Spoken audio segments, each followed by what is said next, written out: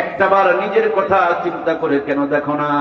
আমাদের উত্তরবঙ্গে জয়পুরহাট নামক একটা জেলা আছে। জয়পুরহাট নাম কি শুনেছেন? একদিন আসরে নামাজ পড়ে মসজিদ থেকে বের হলাম, হঠাৎ তাকিয়ে দেখি এরকম একটা কদুর জাংলা, অসংখ্য কদু ধরে ঝুলতেছে। মাঝখানে তাকায় দেখি একটা জুতা এবং ঝাঁটা ঝুলায় রাখছে। উপরে তাকায় দেখি একটা পাতিল মাথায় দিয়া বুশ বানায়া পাছায় মাছ দিয়া টাঙায় রেখে দিয়েছে। আমি আস্তে করে মোবাইল ছবি তুলে নিলাম, কারণ মাঝে মাঝে বলতে গেলে অনেকেই দেখতে চায়, বলে কিনছে গুপ্তি দলিল বুয়াদ। আমার কাছে দলিল চাইলে আমি আর কি দলিল দিব, তার জন্য ছবিটা তুলে নিলাম। আমার সঙ্গে একজন ছোট্ট ভাই ছিল, তাকে জিজ্ঞেস করলাম, কি গো বলো তো দেখি, এত সুন্দর কদুর জাংলা, বর্তমানে 2025 সাল চলে, এই কদুর জাংলার মধ্যে ঝাঁটা এবং জুতার পাতিলার মাথা কেন?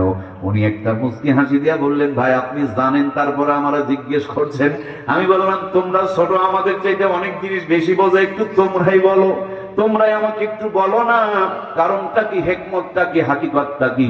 উনি বললেন, ভাই সব মানুষের নজর ভালো নয়, কিছু কিছু মানুষের নজর খারাপ।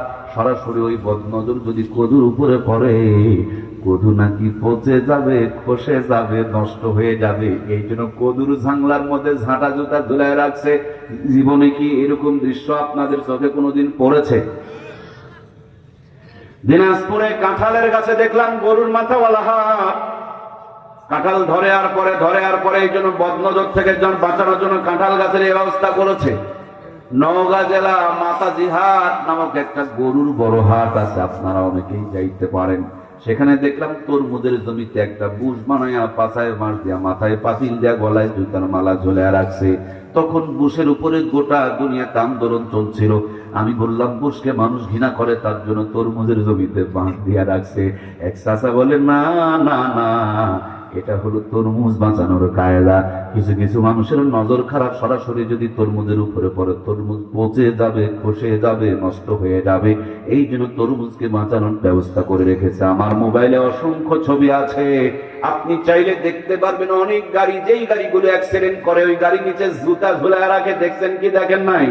আমার প্রাণপ্রিয় ভাইয়েরা, আপনি যদি তাদের জিজ্ঞেস করেন, মুসলমান বদনজর থেকে বাঁচানোর জন্য তুমি কদুকে বাঁচানোর ব্যবস্থা করলা, কাঁঠাল বাঁচানোর ব্যবস্থা করলা, তরমুজ বাঁচানোর ব্যবস্থা করলা, গাড়ির নিচে জুতা ঝুলে রাখলা, কিন্তু কেন তুমি তোমার মেয়েকে বদনজর থেকে বাঁচাইলা না?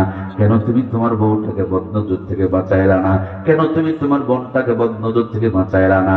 নিজের টাকা খরচ করে পাতলা কাপড় পরায়া, বিউটি পার্লারে সাজায়া 3.5 লাখ টাকার মোটরসাইকেল কিনে 100-র উপরে টাকার